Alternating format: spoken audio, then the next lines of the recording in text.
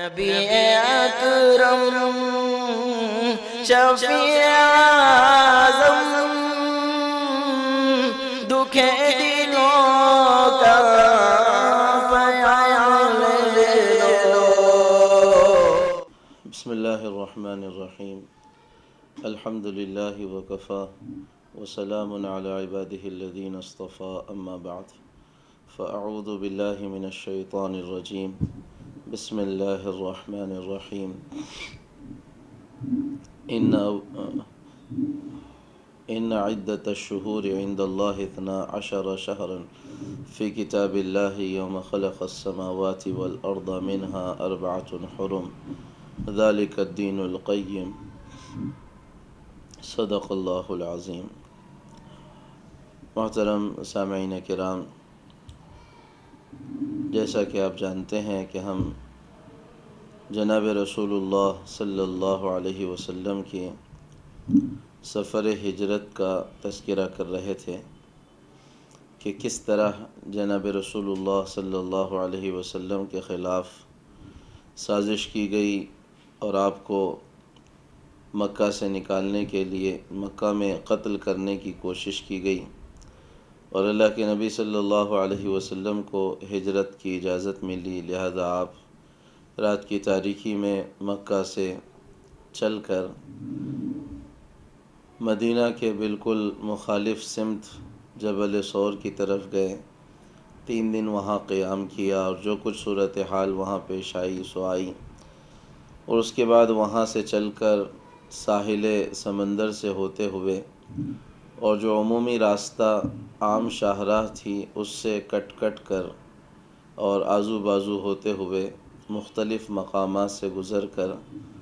حضور اکرم صلی اللہ علیہ وسلم قباء پہنچے۔ راستے میں ام معبد رضی اللہ تعالی عنہا کا واقعہ پیش آیا اور حضرت سراقہ بن مالک کا واقعہ پیش آیا اور بریدہ اسلمی کا واقعہ پیش آیا، اور قباء میں آپ صلی اللہ علیہ وسلم کا داخلہ ہوا 12 ربیع الاول کو یا 8 ربیع الاول کو، اور وہاں مسجد قباء کی تعمیر کی گئی، اور پھر 4 دن کے قیام کے بعد جمعہ کے دن جب قباء سے چلے تو محلہ بنی سالم میں حضور اکرم صلی اللہ علیہ وسلم نے اپنی پہلی نماز جمعہ ادا کی، پہلا نماز جمعہ کا خطبہ دیا، جو بہت تفصیلی خطبہ ہے تقوی کا، جس میں تذکرہ ہے۔ اور پھر 12 ربیع الاول کو اس قول کے اعتبار سے جب 8 کو قباء کا داخلہ مانیں گے تو 12 ربیع الاول کو اللہ کے نبی صلی اللہ علیہ وسلم جمعہ کے دن مدینہ داخل ہوئے،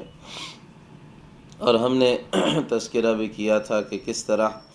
حضور اکرم صلی اللہ علیہ وسلم نے ایک پیچیدہ مسئلے کو سلجھایا اللہ کے حکم سے، کہ اونٹنی جہاں بیٹھی وہ حضرت ابو ایوب انصاری رضی اللہ تعالی عنہ کا مکان تھا، اور وہیں اس سے پہلے جہاں اونٹنی بیٹھی وہاں 2 یتیم سہل اور سہیل کا ایک مربد تھا، یعنی کھجوروں کے خشک کرنے کا ایک باڑہ تھا، ایک جگہ تھی، وہاں پہلے بیٹھی، اور پھر حضرت ابو ایوب انصاری رضی اللہ عنہ کے مکان کے سامنے بیٹھی، اور پھر واپس آ کر وہیں بیٹھی جہاں مسجد نبوی کا دروازہ تھا، اور مسجد نبوی کا دروازہ ہے۔ یہاں پر جو بات ہم نے کل کہی تھی کہ اس بنیادی وجہ پر ہم روشنی ڈالیں گے کہ آخر یہ اونٹنی حضرت ابو ایوب انصاری رضی اللہ تعالی عنہ کے مکان کے سامنے بیٹھی ہی کیوں۔ اصل میں بات یہ ہے کہ مدینہ کا جو قیام عمل میں آیا تھا، لکھا ہے کہ یمن کا ایک بادشاہ تھا جس کا نام تبع تھا، قرآن پاک میں اس کا تذکرہ بھی ہے سورہ قاف کے اندر، قوم تبع کے نام سے اور تبع کے نام سے، تبع حمیری اسے کہا جاتا تھا۔ یہ سفر کرتے کرتے جب مدینہ کے پاس آیا تھا تو مدینہ پر حملہ کرنا یہ چاہتا تھا، اس کے ساتھ 400 علماء کرام کی ایک جماعت تھی۔ یہ بڑا دین پرست آدمی تھا، خدا پرست آدمی تھا۔ وہ علماء جو تبع کے ساتھ اس کے سفر میں تھے، ان علماء کرام نے تبع سے کہا کہ یہ جو بستی ہے جس پر تم حملہ کرنے جا رہے ہو، یہی بستی ہمیں نظر آتی ہے جس کا تذکرہ تورات و انجیل میں ملتا ہے کہ آخری نبی کی وہ قیام گاہ ہوگی اور ہجرت کی جگہ ہوگی۔ نخلستانی علاقہ اور دونوں طرف سے حرہ یعنی فولادی چٹانیں، اور پھر اس کے بعد جو کچھ علامات اور نشانیاں تورات و انجیل میں آخری نبی محمد صلی اللہ علیہ وسلم کے جائے ہجرت کے متعلق بیان کی گئی ہیں، یہ بستی وہی نظر آتی ہے، اور ہمیں یقین ہے کہ یہی وہ بستی ہے جس میں آخری نبی پیدا ہوں گے۔ ان علماء کرام کے اس کہنے پر وہ مدینہ پر حملہ کرنے سے باز آیا۔ پھر ان علماء کرام نے جو 400 کے قریب علماء تھے، انہوں نے تبع سے اجازت چاہی کہ ہم چاہتے ہیں کہ ہم اپنے آپ کو یہیں پر رکا لیں کہ اگر وہ آخری نبی ہماری زندگی میں آئیں تو ہم ان کا ساتھ دیں، ہم ان کی مدد کریں اور ہم ان کی تائید کریں اور ہر قدم پر ان کے شانہ بشانہ کھڑے ہوں، اور اگر ہماری زندگی میں وہ نہ آئے تو ہماری نسلوں کو ہم وصیت کر کے جائیں کہ دیکھو ایک وقت آئے گا کہ یہاں پر وہ آخری نبی آئیں گے تو تم ان کی مدد کرنا اور تم ان کی نصرت کرنا۔ تبع نے ان علماء کو اجازت دی کہ یہ یہاں پر ٹھہریں، ان لوگوں کے لیے مکانات تعمیر کروائیں، ان کی یہاں پر شادیاں کروائیں اور ان کے لیے ساری ان کی جو ضرورتیں تھیں وہ ساری ضرورتیں مہیا کروائیں، اور خود یہاں سے چلا گیا۔ یہاں سے جانے سے پہلے تبع نے ان سارے علماء کے لیے جو مکانات تعمیر کرائے تھے ان میں سے ایک اور مکان اس نے تعمیر کروایا تھا، اور اس لیے تعمیر کروایا تھا اور اس نے کہا تھا کہ یہ مکان میں آخری نبی کے لیے تعمیر کروا رہا ہوں، اگر وہ میری زندگی میں آ جائیں تو میں خود انہیں یہ مکان دوں گا، اور تم علماء کے سامنے وہ اگر آ جائیں تو تمہارے اپنے گھروں میں سے کسی گھر میں ان کو نہ ٹھہرانا، بلکہ یہ جو مکان میں نے ان کے لیے تعمیر کیا ہے یہی مکان میں ان کو ٹھہرانا۔ اور اس مکان کا ایک عالم کو ذمہ دار بنایا تھا کہ وہ اس مکان کی نگرانی کرے، جب بھی وہ آخری نبی آئیں ان کو اس مکان میں ٹھہرائے۔ اور ساتھ ہی ساتھ اس نے ایک وصیت اپنی لکھی تھی اشعار کے اندر، جو تذکرہ یعنی اشعار کے اندر اس نے اپنی ایک وصیت لکھی تھی اور کہا تھا کہ جو عالم یہ مکان میں ٹھہر رہا ہے اس کو اس نے اپنی مہر لگا کر وہ وصیت دی تھی، اور کہا تھا کہ اگر تمہاری زندگی میں وہ آخری نبی آ جائیں تو یہ ان کو دے دینا، اور اگر تمہاری زندگی میں نہ آئیں تو وصیت کرنا کہ تمہاری نسلیں اور تمہارے بعد کے لوگ جس کی زندگی میں وہ آئیں یہ میرا یعنی عہد ہے اور یہ میری وصیت ہے جو محمد صلی اللہ علیہ وسلم تک پہنچے۔ اس نے اپنے وصیت میں کہا تھا شہدت علی احمد انہ رسول من اللہ باری النسم فلو مد عمری الی عمرہ لکنت وزیرا لہ وابن عمی وجاہدت بالسیف اعداءہ وفرجت عن صدرہ کل غم۔ میں گواہی دیتا ہوں، اس کا ترجمہ ہے میں گواہی دیتا ہوں کہ محمد احمد اللہ کے سچے رسول ہیں، اور اگر میری عمر ان کی عمر تک لمبی ہو جائے گی تو میں ان کا معاون، ان کا مددگار اور ان کا ایک سپاہی اور ان کا وزیر بن کر زندگی گزاروں گا، اور ان کے دشمنوں سے اپنی تلوار کے ساتھ جہاد کروں گا، اور ان کے سینے کا ہر غم دور کرنے کی پوری کوشش کروں گا۔ اس پر اس نے اپنی مہر لگائی اور اس عالم کے سپرد کیا کہ یہ گھر بھی تمہارے پاس امانت ہے اور یہ میری وصیت بھی تمہارے پاس امانت ہے۔ وہی عالم کی نسل چلتی رہی، کافی زمانہ گزرا، حضرت ابو ایوب انصاری رضی اللہ تعالیٰ عنہ اسی عالم کی اولاد میں سے تھے، اور یہ جو مکان جہاں اونٹنی ٹھہری تھی وہ مکان حضرت ابو ایوب انصاری رضی اللہ تعالیٰ عنہ کو وراثت میں ملا ہوا وہ مکان تھا جو شاہ تبع نے حضور اکرم صلی اللہ علیہ وسلم کے لیے تعمیر کرایا تھا۔ اور باقی جتنے انصار صحابہ تھے روایتوں میں آتا ہے کہ وہ 400 ان علماء کی اولادیں تھیں جو یہاں پر کئی سو سال پہلے آ کر ٹھہرے تھے۔ تو گویا اللہ کے نبی صلی اللہ علیہ وسلم کو ایک طرف اپنے پردادا ہاشم کے سسرال اور حضرت عبد المطلب کی نانیہال کے اعتبار سے نانیہال میں ٹھہرنا بھی ملا، اور دوسری طرف حضور اکرم صلی اللہ علیہ وسلم کے لیے وہ معجزہ بھی ثابت ہوا کہ جو تبع نے حضور اکرم صلی اللہ علیہ وسلم کو وصیت کی تھی۔ اور روایتوں میں آتا ہے کہ حضرت ابو ایوب انصاری رضی اللہ تعالیٰ عنہ نے وہ خط جو شاہ طباء کا تھا وہ حضور اکرم صلی اللہ علیہ وسلم کے حوالے بھی کیا تھا، جس پر یہ بات دلیل بنتی ہے کہ اس نے اپنے اسی خط میں حضور پر ایمان بھی لایا تھا، حضور کا کلمہ بھی پڑھا تھا۔ بہرحال اللہ کے نبی صلی اللہ علیہ وسلم حضرت ابو ایوب انصاری رضی اللہ تعالیٰ عنہ کے مکان گئے۔ ابو ایوب انصاری رضی اللہ عنہ کا یہ جو مکان تھا 2 منزلہ مکان تھا۔ ابو ایوب انصاری رضی اللہ تعالیٰ عنہ چاہتے تھے کہ حضور اوپر کے منزلے پہ رہیں اور گراؤنڈ فلور پر خود ابو ایوب انصاری رضی اللہ تعالیٰ عنہ رہیں، لیکن حضور اکرم صلی اللہ علیہ وسلم نے یہ کہا کہ لوگوں کا آنا جانا مستقل لگا رہے گا، ملاقاتوں کا سلسلہ مستقل لگا رہے گا، لہذا لوگ اوپر آئیں گے تو تمہارے گھر سے ہوتے ہوئے آئیں گے، لہذا تم کو ڈسٹرب ہوگا، کافی کچھ کاموں میں خلل پڑے گا۔ لہذا ابو ایوب انصاری رضی اللہ تعالیٰ عنہ سے کہا کہ تم اوپر رہو اور ہم نیچے رہتے ہیں۔ ابو ایوب انصاری رضی اللہ تعالیٰ عنہ نے وہ شاندار خدمت حضور اکرم صلی اللہ علیہ وسلم کی کہ جس کی مثال ملنا مشکل ہے۔ فرماتے ہیں کہ ہم سارا کھانا جو بناتے تھے وہ حضور اکرم صلی اللہ علیہ وسلم کے پاس بھیج دیتے تھے، حضور کھا لیتے تھے، اور جو بچتا تھا وہ جب اوپر واپس آتا تھا تو میں اور میری بیوی ام ایوب ہم دونوں کا معاملہ یہ تھا کہ وہ انگلیاں جہاں سے حضور نے کھایا تھا ہم انہی انگلیوں کا نشان لگا کر وہیں سے برکت کے لیے کھانا کھایا کرتے تھے۔ ایک دن یہ ہوا کہ ایک مشکیزہ تھا یا مٹکا تھا پانی کا، وہ چھت پر وہ پھوٹ گیا۔ اب ہم کو حضور اکرم صلی اللہ علیہ وسلم کی فکر دامنگیر ہوئی، لاحق ہوئی، لہذا ہم بہت پریشان ہوئے۔ ایک چادر تھی، بس وہی چادر کو اس سارے چھت کو سکانے میں لگا دی تاکہ کوئی قطرہ بھی حضور اکرم صلی اللہ علیہ وسلم کے جسم مبارک پر نہ گرے اور کوئی تکلیف حضور اکرم صلی اللہ علیہ وسلم کو نہ ہو۔ پوری کوشش حضرت ابو ایوب انصاری رضی اللہ تعالیٰ عنہ نے حضور اکرم صلی اللہ علیہ وسلم کو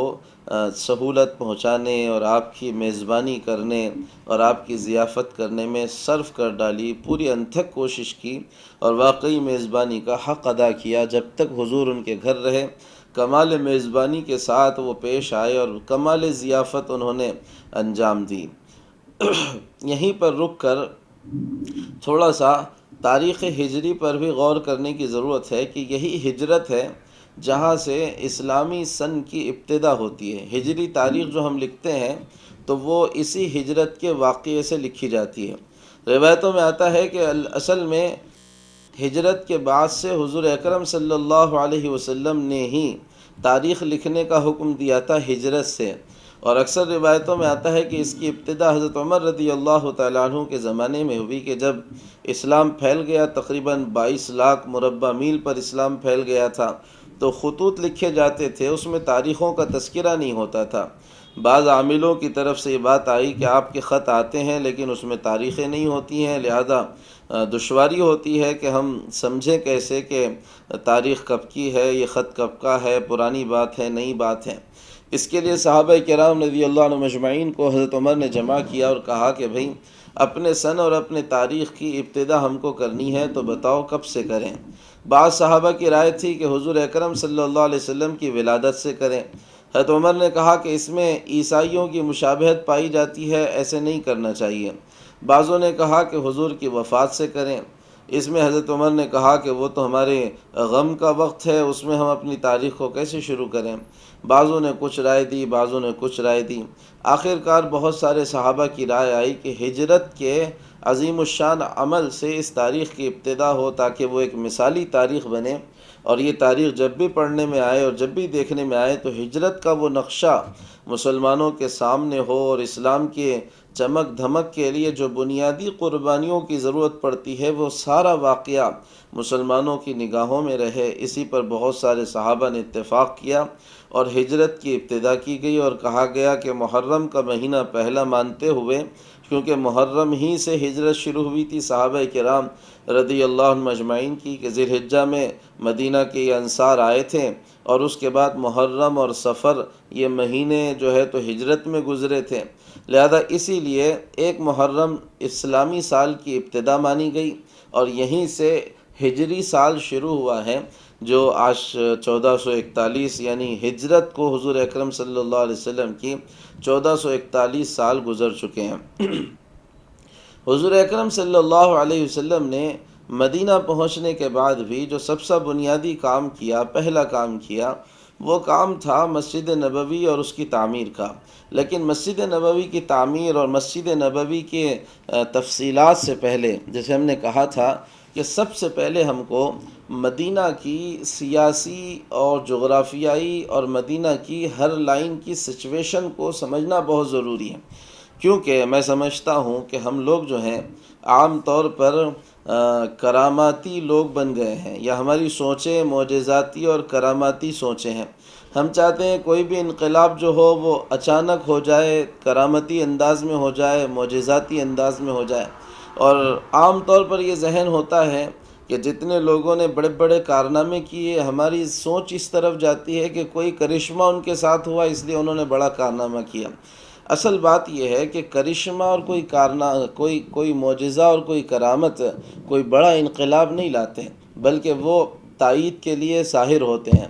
بڑے انقلاب کے لیے اور انقلابی کام کے لیے اور چینجز لانے والے کام کے لیے، جو دنیا کا اور زمانے کا دھارا موڑ دے اور رخ موڑ دے اور ہواؤں کا رخ موڑ کر ان کو اپنے ٹھکانے پر پہنچا دے، اس کے لیے ایک کامل جد و جہد کی ضرورت ہوتی ہے۔ چیلنجز کو ایکسیپٹ کرنے کی ضرورت ہوتی ہے، قبول کرنے کی ضرورت ہوتی ہے، اور آپ کو حضور اکرم صلی اللہ علیہ وسلم کی زندگی میں جگہ جگہ یہ ملے گا کہ آپ نے چیلنجز سے منہ نہیں موڑا، بلکہ آپ نے چیلنجز کو ایکسیپٹ کیا ایک انسان ہونے کے ناطے، اور ایک کامل اور ایک مکمل اور ایک جامع زندگی اور ایک بہترین یعنی سوچ و فکر رکھنے کی وجہ سے، ایک مضبوط اعصاب کے آدمی ہونے کی وجہ سے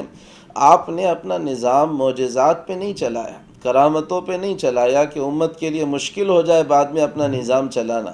بلکہ آپ نے اپنا نظام چیلنجز کو ایکسیپٹ کر اور بڑے بڑے یعنی مطالبوں کو قبول کر کے اور خطرات سے یعنی نبرد آزما ہو کر، ان کے خلاف کھڑے ہو کر، طوفانوں اور ہواؤں کا رخ موڑ کر بتایا کہ یہ سب ایک محنت کے ذریعے سے ہوا ہے، یہ کوئی معجزے اور کرامت سے نہیں ہوا ہے۔ حضور کے معجزے وہ افراد اور علاقوں اور قوموں کی تسلی کے لیے ظاہر ہوئے ہیں، لیکن حضور کا اصل کارنامہ یہ نہیں کہ معجزاتی طور پر حضور نے اتنا بڑا کام کر دیا، بلکہ حضور نے عملی محنت کی ہے، کوشش کی ہے۔ مدینہ آنے کے بعد حضور کے لیے مکہ سے زیادہ چیلنجز تھے، یہ آپ کو سمجھنا پڑے گا، بہت اہم بات، کہ مکہ میں تو صرف اتنا تھا کہ مار کھایا جا رہا تھا، ظلم و ستم کی چکی میں پس رہے تھے، لیکن باضابطہ کوئی یعنی چیلنج سامنے نہیں تھا اس لائن کا، جس لائن کے چیلنجز اب مدینہ آنے کے بعد آ گئے تھے۔ تو جو سیاسی صورتحال تھی اور علاقائی صورتحال تھی، جغرافیائی صورتحال تھی، اس کو تھوڑا سا سمجھنے کی اس وقت ضرورت ہے۔ مدینہ کی جو جغرافیائی صورتحال ہے وہ یہ ہے کہ مدینہ جو ہے وہ یعنی شمال کی طرف کھلا ہوا ہے، احد پہاڑ کی طرف اس کا جو حصہ ہے، رخ ہے، احد پہاڑ کی طرف کا اس کا رخ کھلا ہوا ہے، اور باقی تین طرف سے وہ گھرا ہوا ہے۔ تین طرف سے یعنی خدائی انداز میں اس کا ایک زبردست حفاظتی نظام ہے۔ حضور اکرم صلی اللہ علیہ وسلم جب مدینہ آئے تھے تو اس وقت بھی مدینہ کی صورتحال یہی تھی کہ ایک طرف حرہ تھا، یعنی فولادی چٹانیں تھی جس پر یعنی تیز نوکیلے پتھر ہوا کرتے تھے، لہذا اس راستے سے گزرنا اور گزر کر مدینہ آنا یہ بہت مشکل کام تھا۔ تو یہ خدائی ایک طرح سے حفاظتی دیوار تھی مدینہ کے لیے۔ دوسری طرف سے یعنی مغرب کی طرف حرہ تھا، تو مشرق کی طرف بنو قریظہ اور بنو نذیر کے مکانات تھے، اور اسی طرح جنوب کی طرف جو ہے سو بنو قریظہ کے مکانات تھے، اور مشرق کی طرف بنو نذیر کے مکانات تھے، اور مدینہ کے اندر بنو قینقاع رہنے والے لوگ تھے، یہ یہودی قبائل تھے۔ یہ سچویشن یعنی جغرافیائی اعتبار سے تھی، اور چھوٹا سا ایک مدینہ تھا جس کی کل یعنی مسافت جو تھی وہ اتنی تھی جتنی اس وقت مسجد نبوی ہے اتنا اس وقت پورا مدینہ شہر تھا اور اسی کی چھوٹی سی ایک آبادی تھی۔ ان کے وسائل وہ محدود تھے، ان کے یعنی اکنومیکلی لائن سے یہ کوئی بہت طاقتور علاقہ نہیں تھا، اور انصار صحابہ کوئی بہت مضبوط لوگ نہیں تھے، بلکہ سیدھا سادہ ایک شہر تھا جس میں انصار صحابہ رہتے تھے اور معمول کی زندگیاں ان کی گزرتی تھی۔ ان کا زیادہ تر جو ڈیپینڈ تھا کاروباری انداز میں، وہ کھجور اور کھجور کی فصلوں پر ان کی سارا کا سارا نظام چلتا تھا اور تجارت پہ چلتا تھا۔ مدینہ کے اندر 3 قسم کی قومیں آباد تھیں۔ اب مسلمانوں کے آنے کے بعد 3 قومیں تھیں۔ سب سے پہلی قوم خود مسلمان تھے۔ ایک طرف مسلمانوں میں وہ اوس و خزرج 2 مدینہ کے اصل قبیلے تھے، ایک اوس اور ایک خزرج، اور اس کے اطراف میں یہودی قبائل تھے جس کا ہم نے ابھی تذکرہ کیا۔ اوس و خزرج کا معاملہ یہ تھا کہ برسوں سے ان کے درمیان لڑائیاں چل رہی تھیں اور برسوں سے ان کی لڑائیاں چلتی ہوئی آئی تھیں۔ ہم اس کا تذکرہ بھی کچھ منٹوں کے بعد کریں گے۔ اس اوس اور خزرج کے ایک بڑی تعداد نے حضور اکرم صلی اللہ علیہ وسلم پر ایمان لایا تھا، اور انہوں نے ہی حضور اکرم صلی اللہ علیہ وسلم کو مدینہ آنے کی دعوت دی تھی۔ اب جب مہاجر صحابہ، مکہ کے صحابہ جب مدینہ تشریف لائے تو اب صورتحال یہ تھی کہ ایک قوم تھی مسلمان جو 2 لوگوں پر مشتمل تھی، مہاجرین پر اور انصار پر، یعنی پراپر مدینہ کے لوگوں پر جو پراپر مدینہ کے تھے، اور ان پر جو مکہ سے آئے ہوئے مہاجر صحابہ کرام رضی اللہ عنہم اجمعین تھے۔ ان دونوں پر مشتمل ایک جماعت تھی، کچھ افراد تھے جو اب مدینہ کی آبادی کہلاتے تھے۔ اس کے بعد دوسری جو قوم تھی وہ تھی مشرکین مدینہ، یعنی ایک بڑی تعداد مشرکین مدینہ کے کچھ تعداد ایسی تھیں جنہوں نے ابھی تک حضور اکرم صلی اللہ علیہ وسلم پر ایمان نہیں لایا تھا۔ ان کو حضور کی نبوت میں، حضور کی رسالت میں شک تھا، یا حضور اکرم صلی اللہ علیہ وسلم کی دعوت میں شک تھا، لیکن یہ جو لوگ تھے ان میں کے اکثر لوگوں نے آگے چل کر چند ہی مہینوں اور دنوں کے اندر کلمہ پڑھ لیا۔ لیکن ان مشرکوں کی ایک شاخ پھوٹی تھی مدینہ کے اندر جس کا تصور مکہ کے اندر نہیں تھا۔ وہ شاخ تھی منافقین کی۔ یہ منافقین کا ٹولہ اصل میں مدینہ میں وجود میں آیا تھا، جن کو حضور اکرم صلی اللہ علیہ وسلم کی ذات سے بیر تھا۔ میں یہاں تفصیل سے بتاؤں کہ منافقین کے وجود میں آنے کی بنیادی وجہ کیا بنی تھی۔ میں نے جیسے کہا تھا کہ مدینہ کے جو پراپر باشندے تھے، اصل جو رہنے والے لوگ تھے، وہ اوس اور خزرج، یہ 2 قبائل تھے، بڑے زبردست قبیلے، ان کی شاخیں تھیں اور بڑی تعداد میں یہ لوگ تھے۔ یہ اوس و خزرج آپس میں ایک دوسرے کے دشمن تھے، ایک دوسرے سے لڑائیاں کرتے تھے، اور ان کی لڑائی کی وجہ اور ان کے آپس میں لڑنے بھڑنے کی وجہ مدینہ کے اطراف کے یہود تھے۔ وہ کیسے تھے ہم یہود کے تذکرے کے وقت کریں گے۔ ان کی لڑائیاں زمانے سے چلتی ہوئی آ رہی تھیں، ذری باتوں پہ ان کا لڑنا جھگڑنا ایک عام بات تھی۔ حضور اکرم صلی اللہ علیہ وسلم کی مدینہ آمد سے چند سال پہلے ایک لڑائی ہوئی تھی جن کا نام تھا حرب بعاث، جنگ بعاث جس کا نام تھا۔ اس لڑائی میں ان کے کافی نقصان ہوا، بہت کچھ جانیں چلی گئیں، بہت کچھ ان کے املاک تباہ ہوئے، ان کی جائیدادیں تباہ ہو گئیں، بہت کچھ نقصانات اس لائن کے ان کے ہوئے۔ حضور اکرم صلی اللہ علیہ وسلم کی آمد سے پہلے مدینہ میں جنگ بعاث کے بعد عبداللہ ابن ابی ابن سلول جو منافقوں کا سردار تھا، اس نے کسی طرح دونوں قبیلوں کو قریب کیا تھا، اور دونوں قبیلے اس کی شخصیت پر، چونکہ ایک بڑا سردار آدمی تھا اور مالدار آدمی تھا اور بہت اچھا اور یعنی دماغ اور ہوشیار آدمی تھا، دماغ رکھنے والا آدمی تھا، اس لیے اوس اور خزرج ابھی تک دونوں مل کر کسی ایک شخصیت پر جمع نہیں ہو پا رہے تھے۔ عبداللہ ابن ابی ابن سلول جو تھا منافقوں کا سردار، اس پر یہ دونوں نے اتفاق کیا تھا کہ عبداللہ ابن ابی کو اگر سردار بنا دیا جائے تو ہم بھی اس کی سرداری تسلیم کرتے ہیں اور خزرج بھی اس کی سرداری تسلیم کر لے گا۔ تو عبداللہ ابن ابی ایک بہت شاندار سردار بن کر ابھرا تھا مدینہ کا، اور وہ خواب دیکھ رہا تھا مدینہ کی بے تاج بادشاہت کے، جس میں اوس بھی اس کے تابع ہوں گے اور خزرج بھی اس کے تابع ہوں گے، اور اس نے اپنے لگاؤ یہودیوں کے ساتھ بھی کیے ہوئے تھے، تو وہ بھی دانستہ یعنی وہ بھی جو ہے سو پیچھے سے اس کے سپورٹ میں تھے،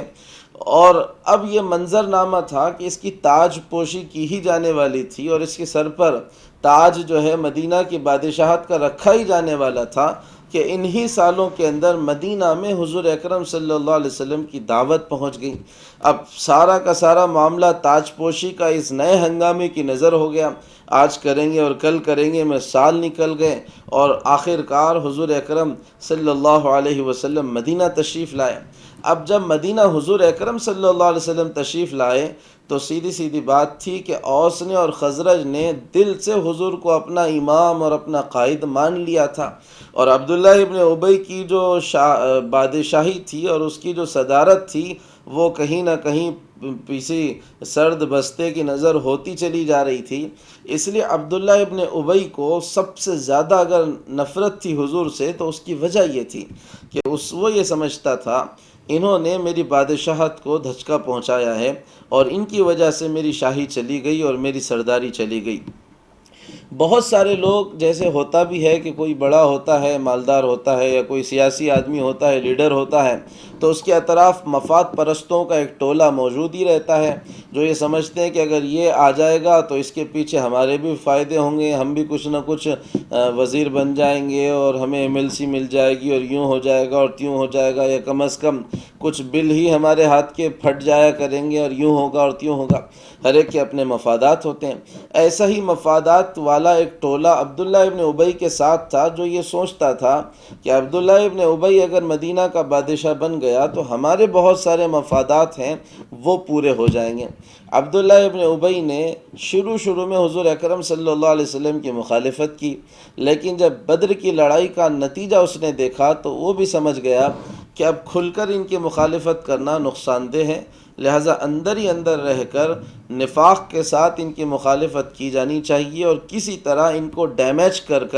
اپنی بادشاہت کو پھر سے قائم کرنے کی کوشش کرنی چاہیے۔ اندر ہی رہ کر ان کے کردار پر، ان کے کاموں پر، ان کی محنتوں پر اشکالات کر کے لوگوں کے ذہنوں کو خراب کر کے جہاں چانس ملے وہاں پر یہ سارا کا سارا یعنی منظرنامہ بدلنے کی وہ کوشش میں تھا کہ کسی طرح مجھے چانس ملے اور محمد صلی اللہ علیہ وسلم کی جو امامت اور قیادت ہے وہ ختم ہو جائے، اور پھر سے قیادت اور سرداری وہ میرے حصے میں آ جائے۔ اسی لیے عبداللہ ابن ابی اپنے ان یعنی ٹولے کے ساتھ سیدھے سادے مسلمانوں کو بھی اپنے نفاق کا شکار بناتا تھا، اور کوئی ایسا موقع ہاتھ سے جانے نہیں دیتا تھا جہاں پر وہ حضور کے یعنی ذات پر کوئی انگلی اٹھا سکتا ہو اور اس نے چھوڑا ہو اس واقعے کو، یا اس چانس کو اس نے چھوڑا ہو، تاریخ میں نہیں ملتا۔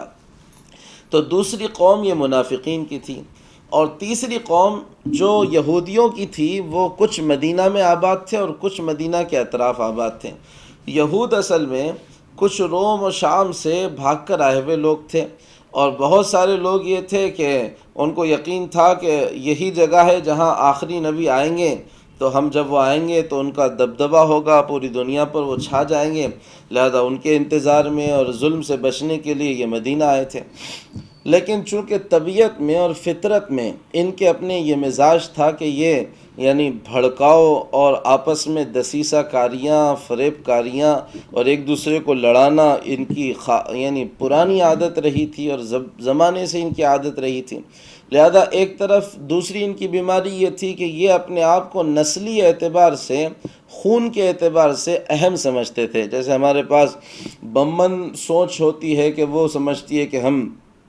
اعلیٰ لوگ ہیں، تو یہ سوچ بھی اصل میں یہودیت سے ہی آئی ہوئی سوچ ہے کہ یہودی بھی یہی کہتے تھے نحن ابناء اللہ و احباؤہ، کہ ہم اللہ کے بچے اور اللہ کے محبوب لوگ ہیں، اور ساری دنیا ہماری خدمت کے لیے بنی ہے، اور ہم اس دنیا کے جو ہے سو مخدوم ہیں، اور ساری دنیا ہماری خادم ہے، اور اگر ہماری بدعملیوں کی وجہ سے کوئی عذاب بھی ہم کو ہوا تو ہم چند دن جہنم میں رہیں گے، 7-8 دن رہیں گے، پھر جنت تو ہمارے لیے طے ہے، باقی لوگوں کو جہنم میں جانا پڑے گا۔ اسی لیے وہ مدینہ کے یہ جو اصل باشندے، عرب باشندے تھے، اوس و خزرج والے، ان کو کہتے تھے کہ یہ جاہل ہیں، بدو ہیں، یہ بدڑ لوگ ہیں، بیوقوف لوگ ہیں، ان کا مال ظلماً کھا لینا، چرا کے کھا لینا ہمارے لیے حلال ہے۔ صاف قرآن نے ان کی اس بات کو نقل کیا ہے، کہتے تھے لیس علینا فی الامیین سبیل، ان جاہلوں کے مالوں کو کھانے میں ہم پر کوئی گناہ نہیں ہے۔ یہی وہ ان کے دماغ کی اور سوچ کی صورتحال تھی کہ وہ عربوں کو امی کہتے تھے اور جاہل کہتے تھے اور بدڑ سمجھتے تھے اور ان کے ساتھ دسیسہ کاریاں کرتے چلے جاتے تھے۔ دوسری چیز یہ تھی کہ تاجر اور تجارت میں ماہر لوگ تھے، بہت زبردست اکانومی کو کیسے کنٹرول کیا جائے اور اکانومی پر کیسے قابو لایا جائے، ان کا پرانا وتیرہ رہا، آج بھی ہے۔ تو اس کے لیے انہوں نے باغات کا اور کھجوروں کے باغات کا اور کھجوروں کی تجارت کا اور باہر سے تجارتوں کا ایک بہت زبردست نظام قائم کیا تھا۔ پھر اپنے مخالف کو اور اس کی تجارت کو کیسے ختم کیا جا سکتا ہے، اس کو انہوں نے ایک زبردست عربوں کی کمزوری سے فائدہ اٹھاتے ہوئے انہوں نے اس کو قابو میں لایا تھا۔ عربوں کی کمزوری یہ تھی کہ عرب سخی لوگ تھے اور وہ خود پسندی کی عجیب بیماری کے اندر مبتلا تھے، اپنی تعریف کے نام پر وہ لاکھوں کروڑوں خرچہ کر دیتے تھے، قرضوں کے اوپر مرتے تھے، لیکن صرف اس لیے کہ ان کی تعریف ہو وہ بے دریغ خرچ کرتے تھے۔ لہذا عرب کے جو مالدار لوگ ہوتے یہ یہودی ان کے پاس مال دیتے اور یہ مال ان کے پاس لیتے، یا یہ عرب کے جو بڑے بڑے لوگ تھے، رئیس اور سیٹ اور چودھری لوگ تھے، وہ یہودیوں سے قرضے لیتے۔ تو یہودیوں کا دوسرا ایک کاروبار سودی قرض دینے کا بھی تھا، سود کا نظام تھا یہودیوں کا، جیسے اس وقت عالمی طور پر بینکوں کے نام پر یہودیوں نے سارا مال سودی نظام کے ساتھ قائم کیا ہوا ہے۔ اس لیے یہودیوں کا ایک سودی نظام تھا، وہ اس کے ذریعے سے پورا نظام قابو میں لاتے تھے۔ تو یہ کرتے تھے کہ ان سرداروں کو عرب کے قرضہ دیتے تھے، اور قرضہ دینے کے بعد ان کے جو باغات ہوتے اور ان کی جو زمینیں ہوتی وہ رہن کے نام پر اپنے نام پر رکھ دیتے۔ اب جب یہ پیسہ لیتا، یہ عرب کا شاعر یا ادب کا سردار کوئی شاعر آ کے اس کی تعریف کرتا تو لاکھوں کروڑوں یوں لٹا دیتا، بعد میں دینے کے لیے کچھ نہیں ہوتا تو سود میں ساری زمین کٹ کر یہودیوں کے پاس چلی جاتی۔ اب یہ دوسرا کام ان کا تھا۔ تیسرا کام ان کا مدینہ میں یہ تھا کہ انہوں نے اوس و خزرج کو آپس میں ایک دوسرے سے لڑانے کی ایک زبردست حکمت عملی اختیار کی تھی۔ خزرج کے ساتھ بنو قینقاع ہو گئے تھے اور اوس کے ساتھ بنو نذیر و قریظہ ہو گئے تھے، اور بظاہر یہ تینوں ایک دوسرے سے ملے ہوئے تھے، لیکن ظاہر میں یہ ایک دوسرے کے خلاف ہو گئے تھے۔ ادھر سے اوس کو جو ہے سو ایسے غیر محسوس طریقے سے بھڑکاتے کہ وہ خزرج پہ حملہ کریں اور خزرج والے اوس پہ حملہ کریں۔ اب جب دونوں کی جنگ ہوگی تو لازمی سی بات ہے کہ ان کو پیسوں کے لیے اور ہتھیار کے لیے ضرورت پڑے گی یہودیوں کی، لہذا خزرج والے بھی رخ کرتے یہودیوں کا اور اوس والے بھی رخ کرتے یہودیوں کا۔ لہذا یہ سودی قرض ان کو اپنے اسلحے کے لیے اور ہتھیاروں کے لیے دیتے اور پھر ان کو اپنا ہاتھ کے نیچے ماتحت بناتے اور ان کی زمینیں اپنے نام پر کرتے چلے جاتے، باغات اپنے نام پر کرتے چلے جاتے۔ تو بڑی زمینیں انہوں نے مدینہ کے باشندوں کی ہتھیا لی تھی اور باغات ہتھیا لیے تھے، آپس میں ان کو لڑاتے۔ یہ لڑائیاں اسی بنیاد پہ تھیں کہ یہودی ان کو آپس میں لڑایا کرتے تھے، اور ان کی آگ لڑائی کی جہاں کہیں ختم ہونے کا نام لیتی ہے، کوئی چنگاری ڈالتے اور پھر اپنی تجارتیں چمکاتے۔ اگر آپ غور کریں تو میں سمجھتا ہوں کہ آپ سمجھ رہے ہوں گے کہ اس وقت بھی دنیا کا نقشہ اسی طرح کا ہے کہ دنیا پر کنٹرول کے لیے اور دنیا کے نظام کو اپنے ہاتھ میں رکھنے کے لیے یہی کچھ پالیسیاں ہیں جو پوری دنیا میں حرکت کر رہی ہیں، لڑائیاں اور جنگوں کا نظام بناتی ہے اور خود ہی ہتھیار بیچتی ہے، خود ہی پیسے کماتی ہے اور خود ہی ایک دوسرے کے خلاف لوگوں کو کھڑا کرتی ہیں۔ یہ سچویشن تھی مدینہ کی۔ اب آپ سمجھ چکے ہوں گے کہ کتنی ڈینجر صورتحال حضور اکرم صلی اللہ علیہ وسلم کے سامنے تھی اور کیا عجیب و غریب چیلنجز حضور اکرم صلی اللہ علیہ وسلم کے پاس تھے۔ اب میں مختصر میں کہوں گا 3 سے 4 چیلنجز تھے جو منہ کھول کر ایسے کھڑے ہوئے تھے جیسے کوئی اژدھا اپنا پھن کھول کے حضور کے سامنے کھڑا ہوا ہو اور کوئی مگرمچھ پورا منہ کھول کے سامنے کھڑا ہوا ہو۔ سب سے پہلا چیلنج تھا ایک بڑی آبادی جو مکہ سے مدینہ آ رہی تھی، اس آبادی کو اکانومیکلی لائن سے کیسے ڈیل کیا جائے، کیونکہ جب یہ مدینہ کی بستی پر یہ آبادی کا پریشر اور بوجھ پڑے گا تو تو اقتصادی اور اکنومیکلی لائن سے مدینہ ڈاؤن ہو جائے گا، نیچے گرے گا، اس میں کوئی شک نہیں تھا۔ دوسری چیز، ان آستین کے سانپوں سے ڈر تھا جو منافق بن کر حضور اکرم صلی اللہ علیہ وسلم کے خلاف پے در پے کوششیں کرتے چلے جا رہے تھے۔ اور تیسرا مسئلہ سب سے بڑا تھا یہودیوں کی دسیسہ کاریوں کا، کہ جو آپس میں اوس و خزرج کو لڑاتے آئے تھے، انہوں نے دیکھ لیا تھا کہ اب حضور کے آنے کے بعد یہ دونوں قبیلے مل چکے ہیں، لہذا ان دونوں کا مل کر حضور کی قیادت کے تحت آ جانا یہودیوں کے لیے خطرے کی گھنٹی تھی۔ چوتھا چیلنج یہ تھا کہ مشرکین نے جب دیکھا کہ مدینہ حضور کے لیے ایک ٹھکانہ بنا ہے، تو انہوں نے اپنے وفود کو بھیجا مدینہ اور اس کے اطراف کے قبیلوں کے پاس، اور ان سے کہا کہ تم معیشتی طور پر اکنومیکلی لائن سے مدینہ کو ڈاؤن کرنے اور اس کو کمزور کرنے کی کوشش کرو۔ لہذا ان کے سمجھوتے ہوئے کہ مدینہ کو غلہ نہ دیا جائے، مدینہ کو سبزی ترکاریاں نہ دی جائیں، مدینہ کو روزمرہ کی ضروریات کی چیزیں نہ دی جائیں، اور ان کو اکنومیکلی لائن سے کم کرنے کی کوشش کی جائے۔ میں یہ اس لیے تفصیل سے کہہ رہا ہوں کیونکہ جنگ بدر کو مجھے بتانا ہے، اور اگر یہ تفصیل آپ کے سامنے ہوگی تو جنگ بدر کے متعلق کوئی اشکال دماغ میں نہیں رہے گا کہ یہ سب ہو رہا تھا مدینہ کے اطراف، اور یہ سب کچھ صورتحال سچویشن بنی ہوئی تھی حضور اکرم صلی اللہ علیہ وسلم کے سامنے۔ اب اس کو آپ اس چیلنج کو کیسے ایکسیپٹ کرتے ہیں اور آپ اس چیلنج سے کیسے کامیاب بن کر نکلتے ہیں، یہ ہے اصل، اس کو دیکھنا چاہیے۔ یہ ہے ہمارے نبی کا اصل کمال، اور یہ ہے ہمارے نبی صلی اللہ علیہ وسلم کا اصل ہنر کہ آپ نے کتنے بہترین انداز سے ان پورے چیلنجز کو ایکسیپٹ بھی کیا، اور ان کا ایسے فارمولے سامنے رکھے اور ایسا نظام اس کا متعین کیا کہ اللہ کے نبی صلی اللہ علیہ وسلم کی قیادت اور سیادت میں کسی ادنا آدمی کو بھی شک کی گنجائش نہیں رہی۔ جہاں نرم کی ضرورت تھی وہاں نرمی کی، جہاں سختی کی ضرورت تھی وہاں سختی کی، لیکن نرمی بہرحال آپ صلی اللہ علیہ وسلم کی غالب تھی۔ لہذا اللہ کے نبی صلی اللہ علیہ وسلم نے مدینہ آنے کے بعد سب سے پہلا جو کام کیا وہ کام تھا اکنومیکلی لائن سے مدینہ کو اسٹرانگ کرنے کا، اور وہ اسٹرانگ کرنے کے لیے جو بوجھ مہاجر صحابہ کا انصار مدینہ پہ پڑا تھا، اس کو کیسے ڈیل کیا جائے اور حل کیا جائے۔ آج کا کوئی وزیر فائنانس ہو جائے وہ اس بنیادی نقطے سے فائدہ اٹھا سکتا تھا، لیکن اگر اسلام کی روشنی سامنے ہو تو فائدہ اٹھایا جا سکتا ہے۔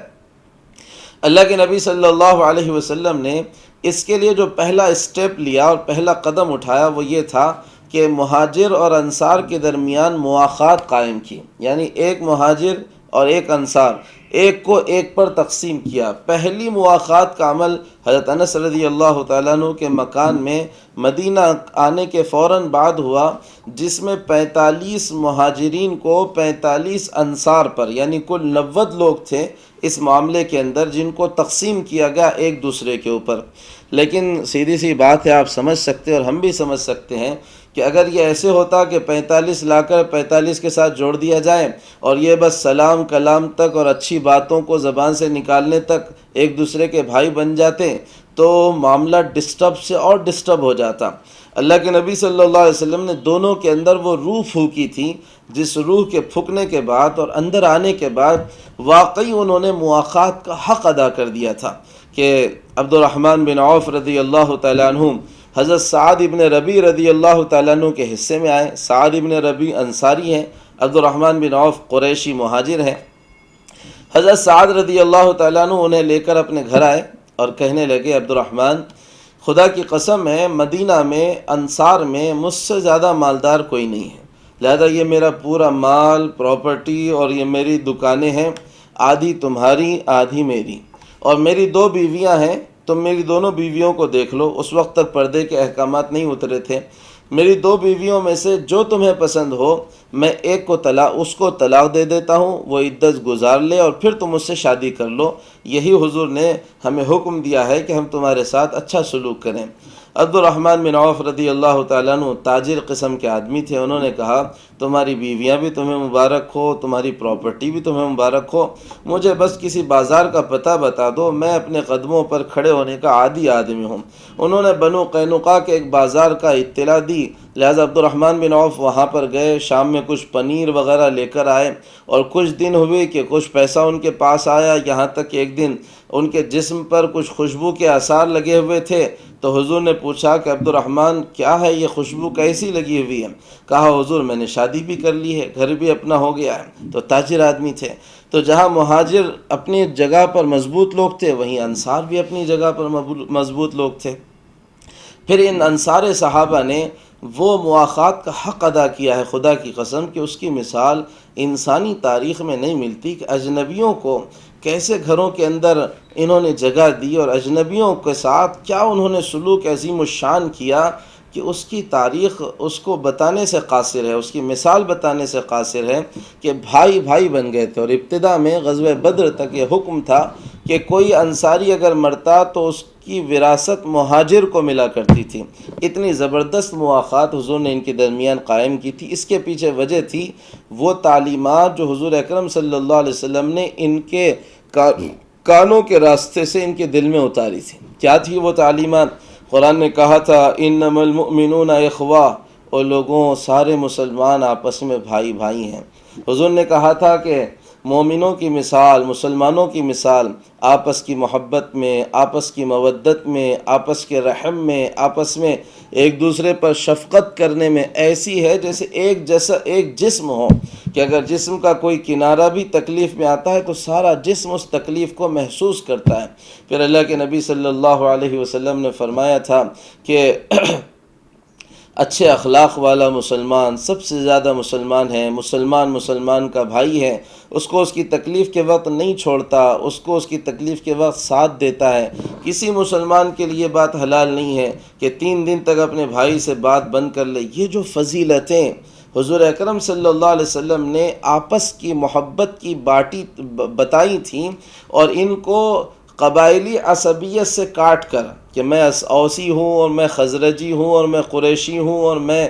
بنو امیہ کا ہوں، میں فلاں کا ہوں چنا کا ہوں، ان سب دھاروں سے کاٹ کر ایک دھاگے میں ان کو پرویا تھا، اور وہ دھاگا تھا اسلام کا اور ایمان کا۔ اور بس ساری عصبیتیں ان کی ہٹا دی تھیں، اور سارے تفاخر ان کے ختم کر دیے تھے، اور سارے امتیازات ان کے ختم کر کے ان کو یہ کہا تھا کہ تم مسلمان ہو، مومن ہو، بس یہ ہے تمہارے ایک دوسرے سے ملنے کا عنوان۔ تو حضور اکرم صلی اللہ علیہ وسلم کی ایک طرف یہ تعلیمات تھیں جس نے ایک بڑے چیلنج کو یعنی ہلکا کیا۔ اکنومیکلی لائن سے مدینہ اس قابل ہوا کہ وہ آنے والے ان مہاجر صحابہ کے بوجھ کو برداشت کر سکیں، لہذا ایک فرد کے اوپر بوجھ آنا کوئی بڑا مسئلہ نہیں تھا۔ لیکن دوسری طرف قریش مکہ نے جو چال چلی تھی کہ مدینہ کو اکنومیکلی لائن سے کاٹ دیا جائے اطراف سے، یہی وجہ تھی جو ہم واقعات سنتے ہیں فقر و فاقے کے مدینہ کے اندر، اس کی بنیادی وجہ یہی تھی کہ باہر کے لوگوں نے مدینہ کا سپورٹ کرنا کم کر دیا تھا، کوئی چیز مدینہ آ نہیں پاتی تھی، کوئی چیز مدینہ کو آنے نہیں دیا جاتا تھا۔ اس میں سب سے بڑی ہر کام جو ہے سو یہ قریش مکہ کا بھی تھا، یہودیوں کی بھی اس کے پیچھے چالیں تھیں۔ اس تفصیل کے بعد اللہ کے نبی صلی اللہ علیہ وسلم جس چیز کی طرف متوجہ ہوئے تھے وہ اہم ترین چیز تھی کہ مسلمانوں کے لیے کوئی مرکزی ٹھکانہ بنایا جائے جہاں مسلمان جمع ہو، اور جہاں مسلمان جمع ہونے کے بعد کوئی بنیادی تعلیمات حاصل کریں، وہ ان کے لیے ایک یونیورسٹی بھی ہو، وہ ان کے لیے ایک فوجی چھاونی بھی ہو، وہ ان کے غریبوں کے لیے اور ان کے لاچار اور بے سہارا لوگوں کے لیے ٹھکانہ بھی ہو، سرائے بھی ہو، اور وہ وہاں پر ان کی عبادت کا اور اجتماع کا ایک گویا مرکز ہو، مسجد بھی ہو، ساری ان نسبتوں کے ساتھ وہ ایک فوجی چھاونی ہو کہ جہاں سے دین کے تقاضے بھی پورے ہوتے رہیں۔ اس کے لیے اللہ کے نبی صلی اللہ علیہ وسلم نے مدینہ پہنچنے کے بعد بنیادی کام کیا مسجد نبوی کی تعمیر کا۔ مسجد نبوی کی تعمیر کے لیے چونکہ ہم نے پہلے ہی کہا اونٹنی جہاں بیٹھی تھی وہیں سامنے ایک مربت تھا، یعنی ایک کھلیان تھا،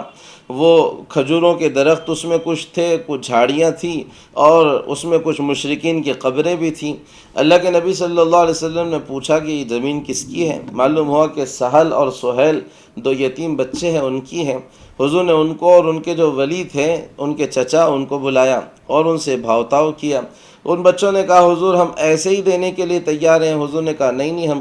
قیمتاً لیں گے۔ 10 دینار کی قیمت حضرت ابوبکر رضی اللہ تعالیٰ عنہ نے ادا کی اور یہ زمین ان سے لی گئی، اور اس پر مسجد نبوی کی تعمیر کی بنیاد اور سنگ بنیاد گویا حضور اکرم صلی اللہ علیہ وسلم نے خود رکھی۔ جھاڑیوں کو صاف کیا گیا، مشرکین کی جو قبریں تھیں ان کو ادھیڑ دیا گیا، اور کھجور کے جو درخت تھے ان کو کاٹ کر انہی کو بعد میں پلر بنایا گیا۔ اس زمین کو مسطح کیا گیا، اور مسطح کرنے کے بعد اس کو چاروں طرف سے اس کی دیواریں بنا دی گئیں، اور ایک حصے پر اس کے چھت ڈالا گیا، اور چھت ڈالنے کے بعد اس کے 3 دروازے رکھے گئے، اور 3 دروازوں کو رکھنے کے بعد اسی سے متصل ایک صحابی کی جگہ تھی، اس جگہ میں حضور اکرم صلی اللہ علیہ وسلم کا مکان بنایا گیا۔ بہرحال مسجد نبوی کی جو تعمیر ہوئی ہے، حضور کے زمانے میں مسجد نبوی کی 2 وقت تعمیر ہوئی ہے۔ اب یہ مسجد کتنے بائی کتنے کی تھی، اس میں علماء کے درمیان کچھ اختلاف ہے۔ یہ تھی کہ پہلی تعمیر جو ہوئی، بعض علماء کہتے ہیں پہلی جو تعمیر تھی وہ مسجد نبوی کا رقبہ تھا 100 ہاتھ بائے 100 ہاتھ، یعنی 100 گز بائے 100 گز، چوڑان میں بھی 100 اور لمبان میں بھی 100، اور 3 دروازے تھے اس کے، اور قبلہ جو پہلا بنایا گیا تھا وہ بیت المقدس کی طرف بنایا گیا تھا، یعنی شمال کی طرف قبلہ تھا پہلا جو بنایا گیا تھا۔ یہ مسجد نبوی کی تعمیر میں حضور اکرم صلی اللہ علیہ وسلم بنفس نفیس خود تیار ہوئے۔ حضور نے صحابہ کو مختلف کاموں میں تقسیم کیا۔ حضرت علی کہتے ہیں کہ مجھے گارا اور مٹی بنانے میں حضور اکرم صلی اللہ علیہ وسلم نے لگایا، کچھ کو پتھر لگانے میں لگایا، کچھ کو لکڑیاں کاٹنے میں لگایا، کچھ کو چھال ایک دوسرے سے جوڑنے میں لگایا، اور خود حضور اکرم صلی اللہ علیہ وسلم اینٹیں جو بنتی تھیں مٹی کی اٹھا اٹھا کر لاتے تھے، اور آپ صلی اللہ علیہ وسلم کہتے تھے اللہم لا عیش الا عیش الاخرہ فاغفر الانصار والمہاجرہ، اے اللہ زندگی تو آخرت کی زندگی ہے، انصار و مہاجرین کی مغفرت فرما۔ پھر حضور اکرم صلی اللہ علیہ وسلم صحابہ کو دیکھ کر کہتے تھے ھذا الحمال لا حمال خیبر ھذا ابر ربنا واطہر، یہ خیبر کے مزدور نہیں ہیں، یہ اللہ تبارک و تعالیٰ کے لیے مزدوری کرنے والے پاکیزہ لوگ ہیں۔ اور جب حضور کو صحابہ آ کر کہتے کہ حضور ہمیں کرنے دیں، آپ نہ اس کام میں اتریں، تو حضور کہتے کہ میں بھی اسی اجر کو چاہتا ہوں جس اجر کو تم چاہتے ہو، اصل زندگی آخرت کی زندگی ہے۔ اس حضور کے عملی طور پر عمل پہ کھڑے ہونے کو دیکھ کر صحابہ کہتے تھے